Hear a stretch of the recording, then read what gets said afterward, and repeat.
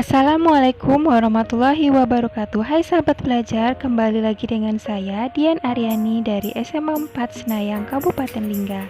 Pada kesempatan kali ini saya akan berbagi video tentang asal-usul kehidupan. Sebelum itu jangan lupa like and subscribe-nya ya, supaya sahabat di rumah bisa terus memperoleh konten video bermanfaat lainnya. Halo sahabat, apakah sahabat belajar mengetahui tentang asal-usul kehidupan di bumi? Bagaimanakah makhluk hidup terbentuk pertama kali? Dalam biologi ada 3 teori yang menjelaskannya. Pertama, teori abiogenesis.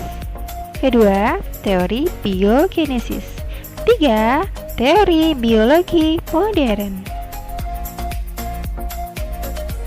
Teori abiogenesis dipelopori oleh Aristoteles 384 sampai 322 sebelum Masehi. Teori ini menyatakan bahwa makhluk hidup berasal dari benda mati. Contoh, cacing berasal dari tanah. Ikan berasal dari lumpur. Percobaan Aristoteles. Pada sepotong daging yang membusuk, muncul larva lalat. Aristoteles berkesimpulan bahwa larva lalat berasal dari daging yang membusuk. Begitu pula dengan John Naden, memanaskan air kaldu dalam labu lalu membiarkannya.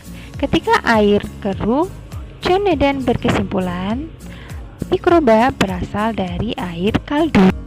Teori abiogenesis dikenal juga dengan teori generatio spontanea karena pembentukan makhluk hidup terjadi secara tiba-tiba.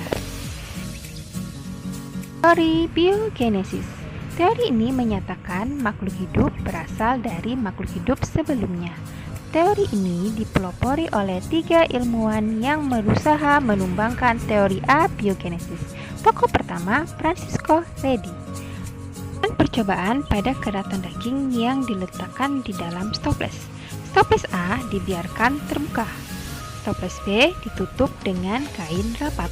Stoples C ditutup dengan kain kasar. Hasilnya, stoples A daging dipenuhi belatung. Stoples B tidak ditemukan adanya belatung. Stoples C ditemukan belatung pada permukaan kain kasar. Francisco Redi berkesimpulan bahwa belatung berasal dari lalat, bukan daging yang membusuk. Karena stoples yang ditutup, tidak ditemukan adanya belatung. Tokoh Lazzaro Spallanzani melakukan percobaan dengan air kaldu dalam labu. Dua dipanaskan, ditutup, lalu didiamkan.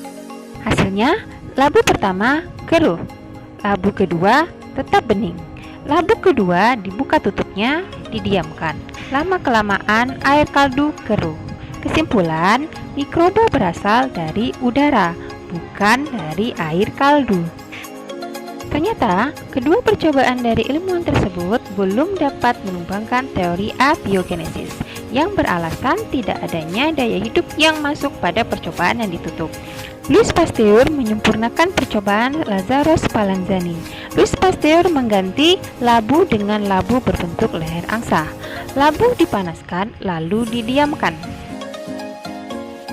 Hasilnya, air tetap bening, hanya keruh pada bagian lehernya. Itu dilakukan 2 perlakuan, yaitu memecahkan leher angsa. 2. Memiringkan labu sehingga air mengenai leher angsa.